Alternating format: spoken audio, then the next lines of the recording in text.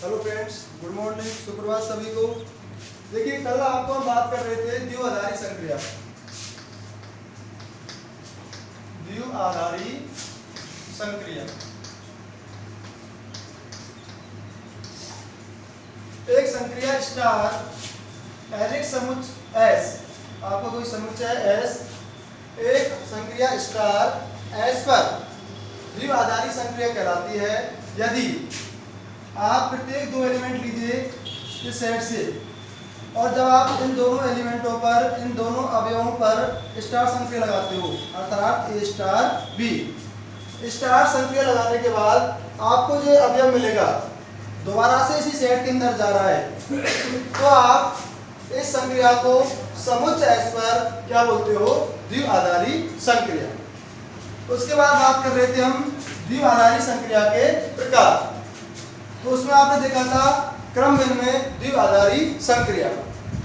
तो संक्रिया star S पर द्विआधारी संक्रिया है वो क्रमविन्मय कहलाती है यदि ए स्टार बी बराबर B star A for all A comma B belongs to S. प्रत्येक दो एलिमेंट, आप इस समुच्चय से कोई भी दो एलिमेंट लीजिए, यदि आपको प्रत्येक दो एलिमेंटों के लिए ए स्टार बी स्टार ए के बराबर हो, तो आप इस स्टार को समुच्चय एस पर क्या बोलते हो?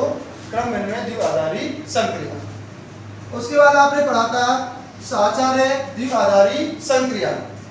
तो देखिए, ए स्टार बी स्टार सी बराबर ए स्टार बी स्टार सी। तो पहले दो अवयवों को आप सॉल्व करो या फिर आप लास्ट दो अवयवों को सॉल्व करो।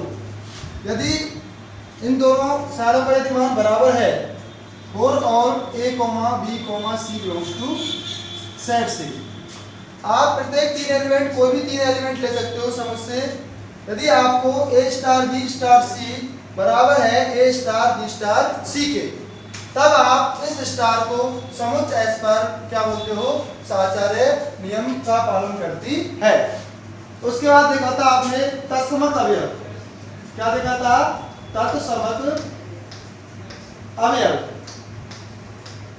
तत्समक अवयव क्या होता है? मैंने आपको बताया था ई स्टार संक्रिया का समुच्चय एस में, अवयव ई स्टार संक्रिया का समुच्चय एस में तत्समक अवयव कहलाता है यदि ए स्टार ई बराबर e star A for all a belongs to S. यदि ए स्टार ई बराबर ई स्टार ए, तब आप इस ई को स्टार संक्रिया का क्या बोलते हैं? तत्समक अवयव। उसके बाद आपने देखा था प्रतिलोम अवयव। प्रतिलोम अवयव, इसमें आपका एक बात और याद रखना है, जो ई है उस समुच्चय के अंदर से ही आना चाहिए। आपका जो ई है वो समुच्चय के अंदर ही होना चाहिए। प्रतिलोम अवयव। प्रतिलोम अवयव देखिए, आपका कोई अवयव है ए, तो स्टार संक्रिया के अंतर्गत बी इसका प्रतिलोम अवयव होता है यदि ए स्टार बी बराबर बी स्टार ए, और ई क्या है? स्टार का तत्समक अवयव। ए जो बी है, ए का प्रतिलोम अवयव कहलाता है यदि ए स्टार बी बराबर बी स्टार ए, जहां ई क्या है? इस संक्रिया का तत्समक अवयव। तो आप बात कर रहे थे कब द्विआधारी संक्रिया होगी? ये साचार्य नियम होता है, क्रमविन्मय नियम, ये आपका साचार्य नियम, और ये तत्समक कंडीशन की कब होगा? और ये आपका प्रतिलोम अवयव। इसका एक एग्जांपल देखते हैं।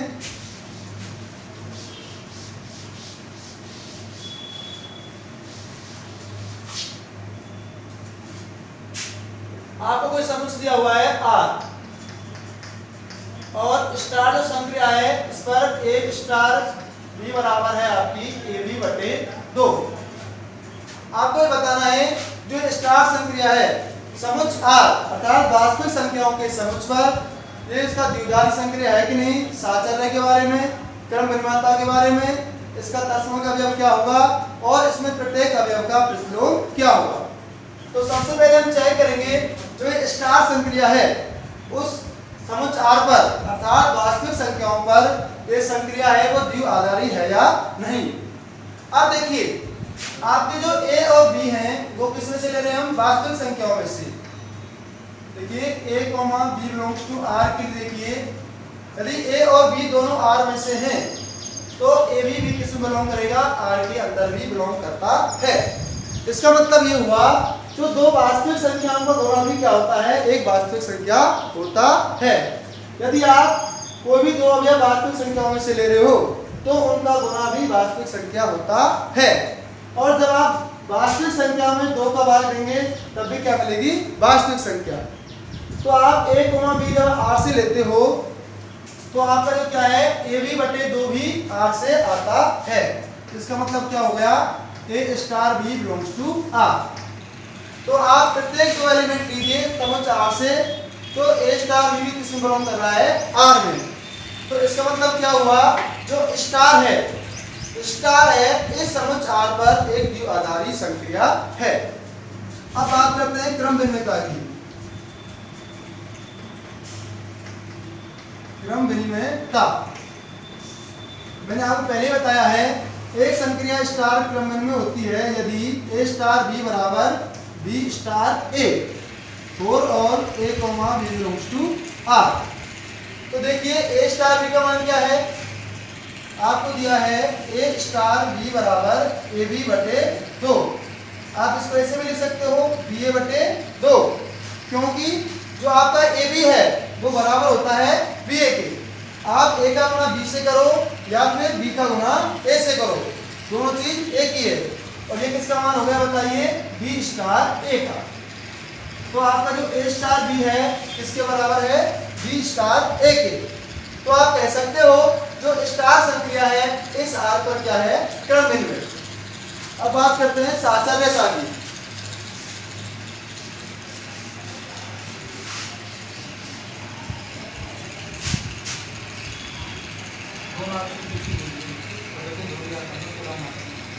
साचर्यता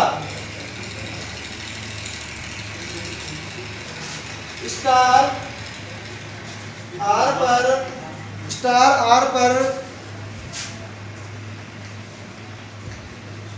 साचर्य होगी यदि A star B star C बराबर A star B star C और A, B, C belongs to R। अब देखिए आपको LHS और RHS दोनों का मान निकालना है। यदि ये बराबर आते हैं तो आप बोल सकते हो जो स्टार संक्रिया है इस समुच्च पर क्या है, साचर्य नियम का पालन करती है। तो सबसे पहले LHS को सोल्व करो। LHS क्या है आपका, A star B star C। सबसे पहले छोटे क्वेश्चन को सॉल्व करते हैं, तो ये हो जाएगा A star B। A star B होता है, इसको आप देखिए पहले बता चुका हूं, आप इसको फर्स्ट संख्या मानेंगे और इसको सेकंड। तो इसका मतलब हो गया पहली संख्या गुना दूसरी संख्या बटे 2। तो A स्टार B का मान कितना हो गया, A बटे AB बटे 2 स्टार C। अब आपकी ये पहली संख्या है और ये आपकी दूसरी संख्या है। आप बताइए फॉर्मूला क्या है आपका, पहली संख्या इंटू दूसरी संख्या बटे 2। तो ये आपकी पहली संख्या हो गई और ये आपकी दूसरी संख्या हो गई। तो आपका फॉर्मूला है पहली संख्या इंटू दूसरी संख्या अर्थात AB बटे 2 इंटू C। पहली संख्या इंटू दूसरी संख्या बटे 2। देखिए मैं आपको बार बार यही कहता हूं, आप ऐसे याद रखेंगे A स्टार B। आप स्टार से पहली को एक संख्या मानेंगे और स्टार के बाद वाली को दूसरी संख्या मानेंगे। तो ये क्या है, पहली संख्या, ये क्या है, दूसरी। तो पहली संख्या इंटू दूसरी संख्या बटे 2। अब आपको मान निकालना है AB बटे 2 स्टार C का।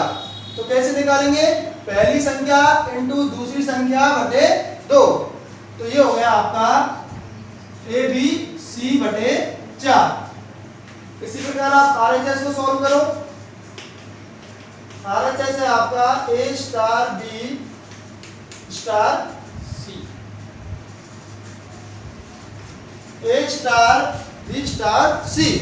तो सबसे पहले इसको सॉल्व करेंगे आप, तो ये हो जाएगा ए स्टार बी स्टार सी की वैल्यू बताओ क्या रहेगी, पहली संख्या इंटू दूसरी संख्या बटे 2। तो पहली संख्या क्या है b इंटू दूसरी संख्या क्या है c, तो bc बटे 2। आपको हर बार स्टार से पहली संख्या है और स्टार बाद की दूसरी संख्या है, तो बताओ क्या हो जाएगा, a star b star c, ये क्या हो जाएगा a स्टार bc बटे 2। तो पहली संख्या इंटू दूसरी संख्या क्या है bc बटे 2 बटे 2, तो ये आ जाएगा आपका ABC बटे 4। तो आपका LHS और RHS दोनों क्या है बराबर है। तो आप बोल सकते हो जो स्टार संक्रिया है इस समुच्चय पर क्या है साचार्य नियम का पालन करती है। अब आपको बताना है इस संक्रिया का तस्मक अवयव क्या है।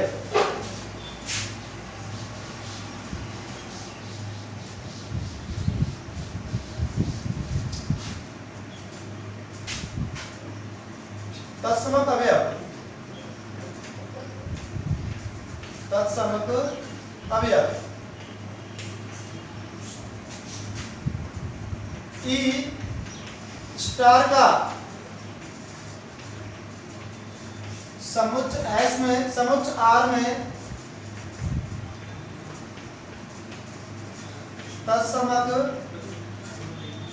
अवयव होगा यदि ए स्टार ई बराबर ए। जो ई है इस संक्रिया का तत्समक अवयव होगा यदि ए स्टार ई बराबर ए।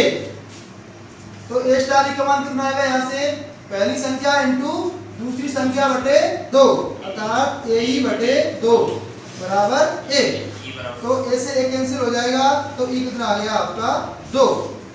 तो 2 क्या है इस संक्रिया का तत्समक अवयव। एक बात और, तत्समक अवयव होता है समुच्चय के अंदर जितने भी अवयव हैं उन सभी का एक होता है, अर्थात पूरी संक्रिया के लिए तत्समक अवयव एक होता है, जबकि प्रतिलोम अवयव समुच्चय के प्रत्येक अवयव का अलग अलग होता है और अद्वितीय होता है।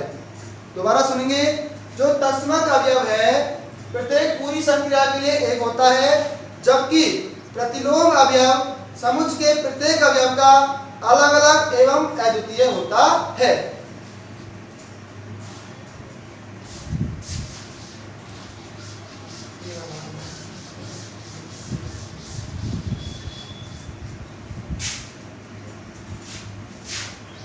प्रतिलोम अवयव, प्रतिलोम अवयव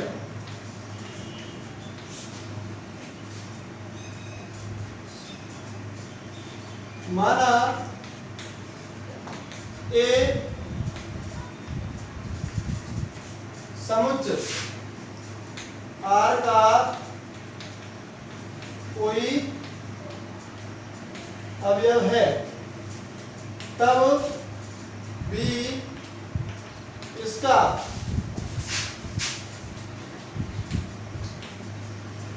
समुच्चय R में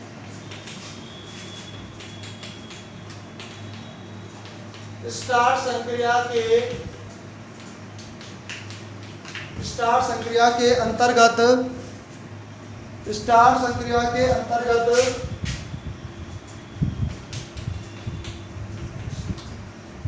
प्रतिलोम अवयव होता है यदि ए स्टार बी बराबर ई। देखिए, जो समुच्चय R का कोई अवयव A है तो B इसका R में स्टार संक्रिया के अंतर्गत प्रतिलोम अवयव होगा यदि A स्टार B बराबर E, और E का मान क्या है इसके लिए 2, आपको दिया है E बराबर 2, तो A स्टार B का मान कितना आना चाहिए 2। तो आप बताइए A स्टार B कितने के बराबर है, AB बटे 2 के, तो ये हो जाएगा AB बटे 2। तो AB बटे 2 बराबर 2, तो यहाँ से B का मान निकालिए, तो B आ जाएगा आपका 4 बटे A। तो A का प्रतिलोम कितना हो गया 4 बटे A, और A का मान 0 के बराबर नहीं होगा। यदि a का मान 0 के बराबर हुआ तो इसका मतलब क्या हुआ, b परिभाषित नहीं होगा। तो आप यहाँ से एक बात बोल सकते हो, इस R में R का जो 0 अवयव है तो उसका प्रतिलोम अवयव विद्यमान नहीं है, क्योंकि a का प्रतिलोम क्या है, 4/a। यदि मैं 0 का प्रतिलोम निकालता तो क्या आता, 4/0, जो कि परिभाषित नहीं है। तो इसलिए समुच्चय R के 0 को छोड़कर, 0 अवयव को छोड़कर सभी अवयवों का प्रतिलोम विद्यमान है। तो a का प्रतिलोम क्या हो जाएगा, 4/a। अतः a का प्रतिलोम 4/a होगा और a is not equal to 0। अगर a का मान 0 हुआ तब 4/a परिभाषित नहीं होता है। इसका मतलब यह है a का प्रतिलोम, यदि 0 का प्रतिलोम विद्यमान नहीं है तो R में 0 को छोड़कर सभी अवयवों का प्रतिलोम क्या होगा, 4/a। क्लियर है?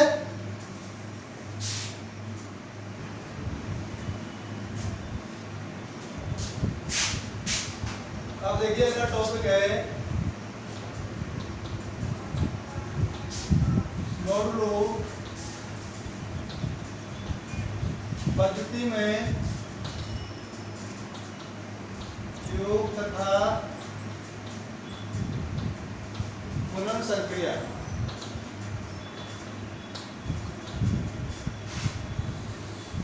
मॉडुलो पद्धति में योग तथा गुणन संक्रिया। देखिए a प्लस एन बी, योग पद्धति में कैसे निकालते हैं, a प्लस एन बी। इसका मतलब क्या है, इसमें क्या करते हैं आप, a प्लस बी को जोड़ते हैं और n का भाग देते हैं। वैसे देखिए आपको मान निकालना है 1 प्लस 4 7 का, इसको बोलेंगे +4। ये 4 क्या है, प्लस के सबस्क्रिप्ट में है, 4 के नीचे है। तो इसका मान कैसे निकालते हैं, सबसे पहले 1 और 7 को जोड़िए, बताओ कितना आएगा, 8, और कितने का भाग देते हैं, 4 का। और 8 का भाग देने पर जो शेषफल आता है, आप 8 में 4 का भाग देने पर जो शेषफल आएगा वो किसका मान होगा, 1 + 4 7 का। तो बताइए शेषफल कितना आ गया इसका, 0। कितना आ गया, 0। तो a प्लस b में n से भाग देने पर, a प्लस एन बी का मतलब क्या है, a प्लस b में n का भाग देने पर जो शेषफल आता है वो इसका मान होता है। दोबारा से देखिए, सपोज आपको मान निकालना है 2 + 3 5 का, तो बताओ कितना आएगा, 7/3। तो 3 का भाग 7 में देने पर शेषफल कितना आता है, a। तो इसका मान कितना हो गया, a। तो a प्लस b में n का भाग देने पर जो शेषफल है वो क्या है, इसका मान होता है। तो आप इसको ले सकते हो, a प्लस n b बराबर होता है a प्लस b को n से भाग देने पर, a प्लस b को n से भाग देने पर प्राप्त शेषफल। देखिए a प्लस एन बी का मतलब क्या होता है, a प्लस b को n से भाग देने पर प्राप्त शेषफल। एग्जाम्पल देखिए, सपोज आपको मान निकालना है 4 + 2 7 का, तो कैसे निकालेंगे, a प्लस b यानी कि 4 और 7 11/2। तो 11 में 2 का भाग देने पर जो शेषफल आता है कितना आएगा बताइए। तो इसका आंसर कितना रहेगा, 11 में 2 का भाग देने पर 11/2 में शेषफल कितना आएगा बराबर बताइए, a। इसी प्रकार अगला देखिए, 4 + 8 बटे 4 + 3 8, ये हो गया 12/3 में शेषफल। शेषफल बताओ कितना आएगा, 0। जब 3 का भाग 12 में देंगे तो शेषफल 0। तो a प्लस b को n से भाग देने पर जो शेषफल है वो इसका मान होता है। इसी प्रकार देखिए 8 क्रॉस एन बी, आप पहले प्लस कर रहे थे, आप क्या करेंगे ए गुना बी, ए गुना बी को एन से भाग देने पर प्राप्त शेषफल। ए क्रॉस एन बी को इसका सॉल्यूशन कैसे करते हैं, पहले आप ए का गुना बी से करिए और एन से भाग देते हैं, और जो आपको शेषफल आएगा वो क्या होता है, ए क्रॉस एन बी का मान होता है। एग्जांपल देखिए, सपोज आपको मान निकालना है 2 क्रॉस 3 इंटू 7, तो बताइए क्या करेंगे, सबसे पहले 2 का गुना 7 से करेंगे, कितना आएगा 14, और 14 में कितने का भाग देंगे 3 का, तो शेषफल कितना आएगा बताइए 2, तो इसका आंसर कितना रहा 2। आगे देखिए और अगला एग्जांपल,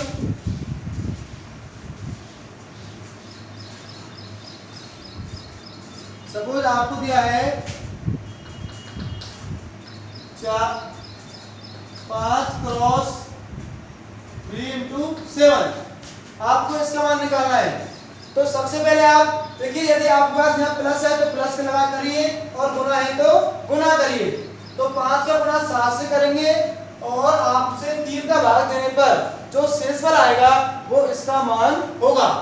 तो सबसे पहले 5 का गुना 7 से करिए, बताओ कितना आएगा 35, 35 में कितने का भाग देंगे 3 से, और 35 में 3 से भाग देने पर जो शेषफल आएगा, तो बताइए 11 33, यानी कि 2 शेषफल आएगा, तो इसका मान हो गया बराबर 2। 7 पंजे 35, 35 बटे 3, अर्थात 35 में 3 का भाग देने पर जो शेषफल है वो क्या आता है, इसका मान होता है। ऐसे भी कर सकते हो 2/6 इंटू 8।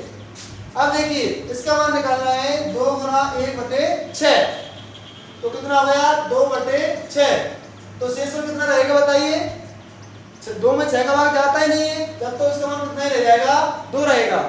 क्लियर है। तो देखिए यदि आप जानते हो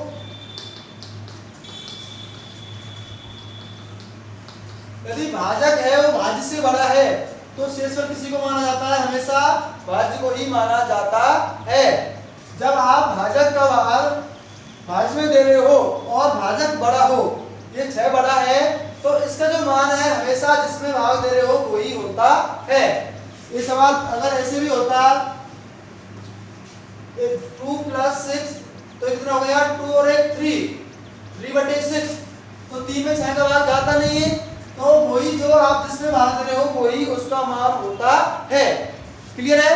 तो ये याद रखेंगे, a + n b का मतलब क्या है, a + b में n का भाग देने पर शेषफल, और a क्रॉस n b का मतलब क्या है, a cross b, a into b करिए सबसे पहले और n का भाग दीजिए, जो आपको शेषफल आ रहा है वो क्या होगा, क्या आएगा बताइए, इसका मान होता है।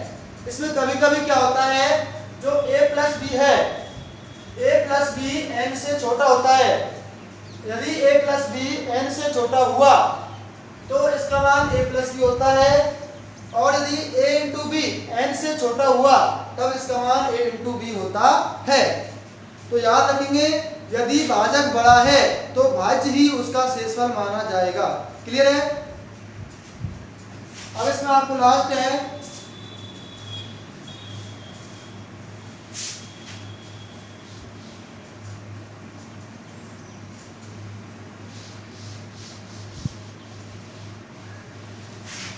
परिमित समुच्चय के लिए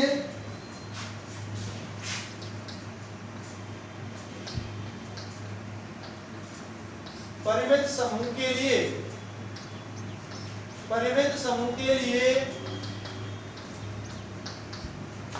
केले सारणी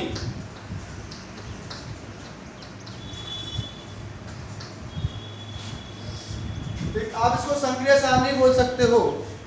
परिमित समूह के लिए केले सारणी। देखिए सबसे पहली बात तो ये है, यदि आपका समुच्च दो प्रकार का होता है, एक परिमित समुच्च और एक अपरिमित समुच्च।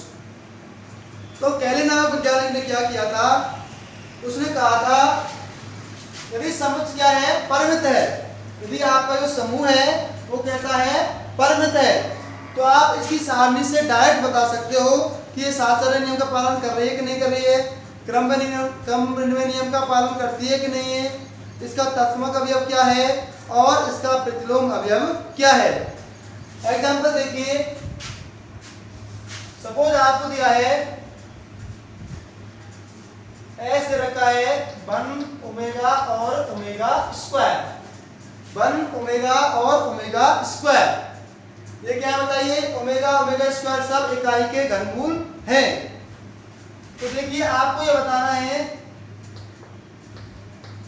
जो डॉट संक्रिया है अर्थात जो गुणांकी संक्रिया है समुच्च S पर द्विआधारी संक्रिया है या नहीं, क्रम विनिमय है या नहीं, साचर्य है या नहीं, इसका तत्समक अवयव क्या है और इसमें प्रत्येक अवयव का प्रतिलोम क्या है।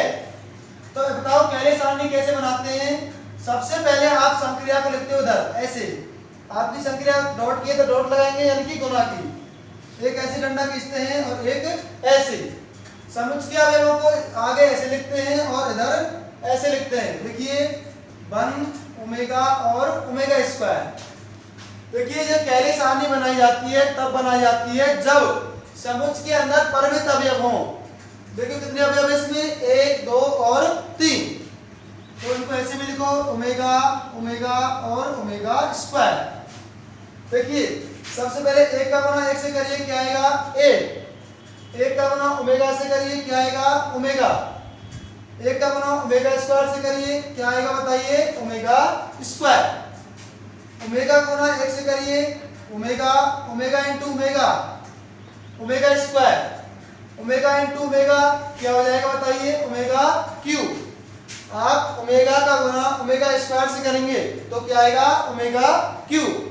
मैंने आपको पहले आप 11th क्लास में पढ़ चुके हो 1 प्लस ओमेगा स्क्वायर 0 के बराबर होता है और ओमेगा क्यूब 1 के बराबर होता है। जब आपने सम्मिश्र संख्या पढ़ा होगा तो उसमें आपने देखा होगा इकाई के घनमूल हो 1 ओमेगा और ओमेगा स्क्वायर, तो 1 प्लस ओमेगा स्क्वायर 0 के बराबर होता है और ओमेगा क्यूब 1 के बराबर होता है। जब आप ओमेगा का गुणा ओमेगा स्क्वायर से कर रहे हो तो क्या आएगा बताइए, ओमेगा क्यूब, और ओमेगा क्यूब कितने के बराबर होता है, 1 के। ओमेगा स्क्वायर का गुणा 1 से करो क्या आएगा बताइए, ओमेगा स्क्वायर, ओमेगा स्क्वायर का गुणा ओमेगा से करो ओमेगा क्यूब, और ओमेगा क्यूब की वैल्यू क्या होती है, 1। ओमेगा स्क्वायर का गुणा ओमेगा स्क्वायर से करेंगे तो ओमेगा 4, इसको आप ले सकते हो ओमेगा क्यूब इंटू ओमेगा, और ओमेगा क्यूब होता है 1, तो ये हो जाएगा 1 इंटू ओमेगा बराबर ओमेगा। क्लियर है। अब देखिए आप इस सारणी से डायरेक्ट बता सकते हो यदि इस सारणी का प्रत्येक अवयव समुच्च का ही अवयव है, यदि इस सारणी का प्रत्येक अवयव समुच्च का ही अवयव है तो आप बोल सकते हो जो गुणन संक्रिया है इस समुच्च पर क्या है, द्विआधारी संक्रिया होगी। अब देखिए 1 omega omega square omega omega square 1 omega square 1 और ओमेगा, ये जितने भी अवयव हैं क्या है, इसी समुच्च के अवयव हैं। दोबारा से सुनिए, जब आपने समुच्च के अवयव निकाले हैं इस संक्रिया से जो अवयव आए हैं, यदि ये अवयव समुच्च में से ही हैं तो आप कह सकते हो जो संक्रिया है इस समुच्च पर क्या होगी, द्विआधारी संक्रिया होती है। क्लियर है। अब देखिए आपका इसमें ये विकर्ण हो गया, यदि विकर्ण के ऊपर वाले अवयव और नीचे वाले अवयव एक जैसे हैं, देखिए यहाँ पे भी ओमेगा है, यहाँ पे भी ओमेगा है, इधर भी ओमेगा स्क्वायर है और इधर भी ओमेगा स्क्वायर है, यहाँ पर भी 1 है और यहाँ भी 1 है, अर्थात इस विकर्ण की लाइन से ऊपर के अवयव और नीचे के अवयव एक जैसे हैं, तब आप इस संक्रिया को क्या बोल सकते हो, क्रम विनिमय बोल सकते हो। क्या बोल सकते हो, क्रम विनिमय बोल सकते हो। दोबारा सुनिए, यदि इस संक्रिया का प्रत्येक अवयव इस समुच्च का ही अवयव है तब आप इस संक्रिया को क्या बोल सकते हो, द्विआधारी संक्रिया बोल सकते हो। पहली बात। दूसरी बात, जो है आपका विकर्ण वाली लाइन है, इससे ऊपर के अवयव और नीचे वाले अवयव एक जैसे हैं, तब आप बोल सकते हो आपकी जो संक्रिया है वो कैसी है, क्रम विनिमय है। इसके बाद बात करते हैं इस संक्रिया का तत्समक अवयव कौन सा है। देखिए आप इन तीनों लाइनों में देखिए, जो आपका समुच्चय के अवयव है वो आपको ऐसे के ऐसे मिल रहे हैं। देखिए आप फर्स्ट रो में देखिए 1 ओमेगा ओमेगा स्क्वायर, 1 ओमेगा और ओमेगा स्क्वायर, यानी कि आपको ऐसे कैसे मिल रहा है 1 ओमेगा और ओमेगा स्क्वायर। तो इस लाइन के इस स्तंभ के ऊपर का जो अवयव है वो क्या होगा, इसका तत्समक अवयव होता है। दोबारा से सुनिए, यदि आपने इसको अवयवों को ऐसे जमाया है 1 ओमेगा ओमेगा स्क्वायर, तो आप देखेंगे 1 ओमेगा ओमेगा स्क्वायर किस स्तंभ में मिल रहा है। देखिए 1 ओमेगा ओमेगा स्क्वायर क्रम से 1 ओमेगा ओमेगा स्क्वायर किस में मिला है, किस स्तंभ में मिल रहा है। देखिए पहले स्तंभ को देखिए 1 ओमेगा और ओमेगा स्क्वायर, तो पहले स्तंभ के ऊपर जो अवयव होगा वो इस संक्रिया का क्या होगा, तत्समक अवयव होता है। तो एक क्या है, इस संक्रिया का तत्समक अवयव है। क्लियर है। अब बात करते हैं प्रतिलोम अवयव। तो आपका तत्समक अवयव कितना आ गया बताइए, एक। जिस अवयव के नीचे आपका जो समुच्चय है ऐसे कैसे मिल रहा है, यानी कि 1 ओमेगा और ओमेगा स्क्वायर, यहाँ पे देखिए क्या मिल रहा है 1 ओमेगा और ओमेगा स्क्वायर, तो आप इस 1 को क्या बोलेंगे, इस संक्रिया का तत्समक अवयव बोलते हैं। अब देखिए आपको जहां जहां 1 दिख रहा है, इस पंक्ति में 1 यहाँ पे है, इस पंक्ति में 1 यहाँ है और इस पंक्ति में 1 यहाँ है। तो देखिए 1 का जो प्रतिलोम होगा 1 होगा, ओमेगा का जो प्रतिलोम है वो ओमेगा स्क्वायर होगा और ओमेगा स्क्वायर का जो प्रतिलोम है वो 1 होगा। तो आप देखेंगे 1 के ऊपर नीचे के जो अवयव है 1 का 1 से जहां जहां 1 आ रहा है, 1 कब कब आ रहा है, देखिए 1 का गुना 1 करने पर 1 आ गया था, तो 1 का प्रतिलोम कितना हो गया, 1 का प्रतिलोम बराबर 1। बताओ 1 आ रहा है, ओमेगा को गुना ओमेगा स्क्वायर से करने पर, तो ओमेगा का प्रतिलोम कितना हो गया, ओमेगा स्क्वायर। अब आपको ओमेगा स्क्वायर का प्रतिलोम निकालना है, तो बराबर बताइए क्या आएगा, 1 कहां पे आ रहा है, यहाँ पे, तो ओमेगा स्क्वायर का गुना जब आप ओमेगा से कर रहे थे तब क्या मिल रहा है आपको 1, तो ये हो जाएगा आपका ओमेगा। दोबारा से सुनिए, जो केयले सारणी है, यदि आपका ग्रुप कैसा है, परिमित है, यदि आपका समूह परिमित है, तब आप केयले सारणी बनाकर आप डायरेक्ट बता सकते हो कि ये संक्रिया द्विआधारी है नहीं, पहली बात, इसका तत्समक अवयव क्या होगा और ये क्रम विनिमय है या नहीं, और प्रत्येक अवयव का जो प्रतिलोम है वो भी ज्ञात कर सकते हो। अगला एग्जांपल देखिए, सपोज आपको दिया है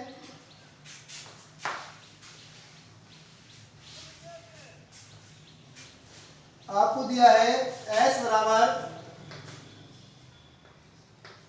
0 1 2 3। देखिए आपको एक समुच्चय दिया है जिसके अवयव हैं 0 1 2 और 3 और संक्रिया क्या है +4। तो सबसे पहले क्या लिखेंगे, संक्रिया को लिखते हैं, जैसे आपने डॉट लिखा था आप क्या लिखेंगे +4। एक लाइन ऐसे खींचते हैं और एक लाइन ऐसे। आप समुच्चय के अवयवों को यहाँ पे भी लिखते हैं और यहाँ पे भी लिखते हैं, तो लिखिए 0 1 2 और 3, यहाँ पे भी लिखिए 0 1 2 और 3। क्लियर है। सबसे पहले संक्रिया लिखिए यहाँ पर और समुच्चय के अवयवों को यहाँ पे भी लिखिए और यहाँ पे भी लिखिए। अब देखिए आप 0 प्लस आपको संख्या लगानी है +4 की, तो ये हो जाएगा 0 + 0 कितना आएगा 0। देखिए आपको क्या करना है +4 की संख्या लगानी है, तो क्या करेंगे 0 में 0 लगाएंगे तो कैसे होगा 0 + 4 0।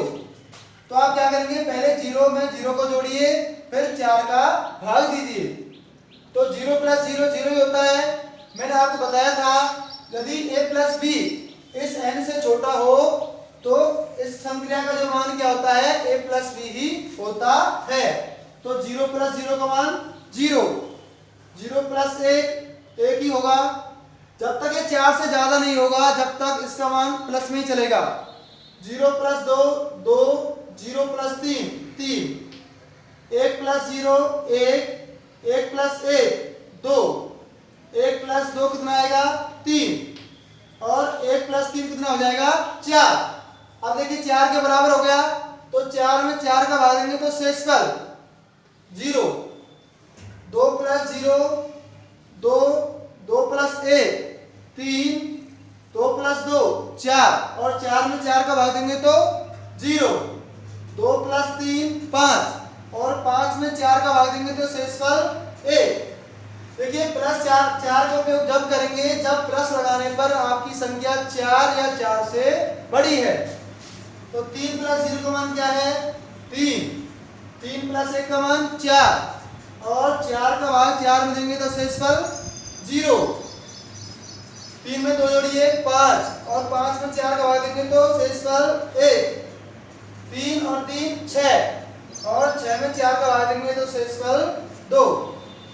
अब देखिए इस कैले सारणी का जो प्रत्येक अवयव है 0 1 2 3 1 2 3 0 2 3 0 1 3 0 1 2 ये जितने भी अवयव हैं इस समुच्चय के ही अवयव हैं। तब आप कह सकते हो ये संक्रिया क्या है, द्विआधारी संक्रिया है। तो आप देख रहे हो ये जितने भी अवयव हैं इस समुच्चय के ही अवयव हैं, या तो 0 है या 1 है या 2 है या 3 है।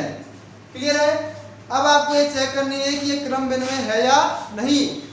तो देखिए सबसे पहले इसका विकर्ण का लाइन खींचिए। यहाँ पे भी 1 है, यहाँ भी 1 है, यहाँ पे 2 है, यहाँ 2 है, इधर 3, यहाँ पे 3, इधर 3, यहाँ पे भी 3, ये 0, ये भी 0, ये 1 और ये भी 1।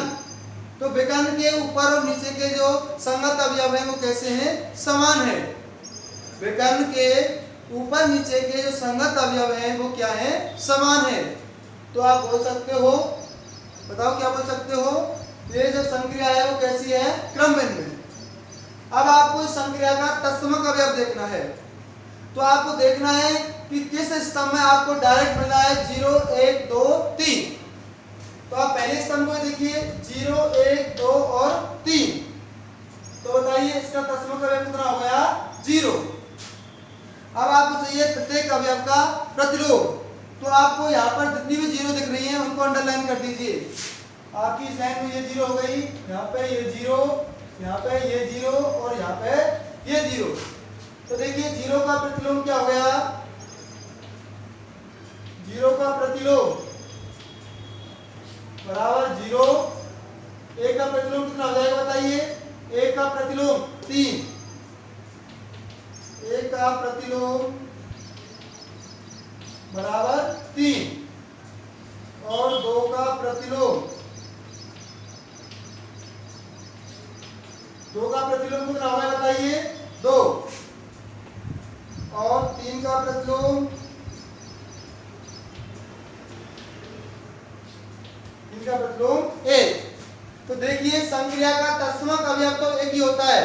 तत्समक अवयव क्या था बताइए, तत्समक अवयव बराबर 0। तो इन सभी अवयवों का तत्समक अवयव तो 0 है और प्रत्येक अवयव का प्रतिलोम अलग अलग है। 0 का 0 है, 1 का 3 है, 2 का 2 है और 3 का 1 है। तो संक्रिया का तत्समक अवयव 1 होता है और प्रतिलोम अवयव हर अवयव का अलग अलग एवं अद्वितीय होता है। क्लियर है सभी को।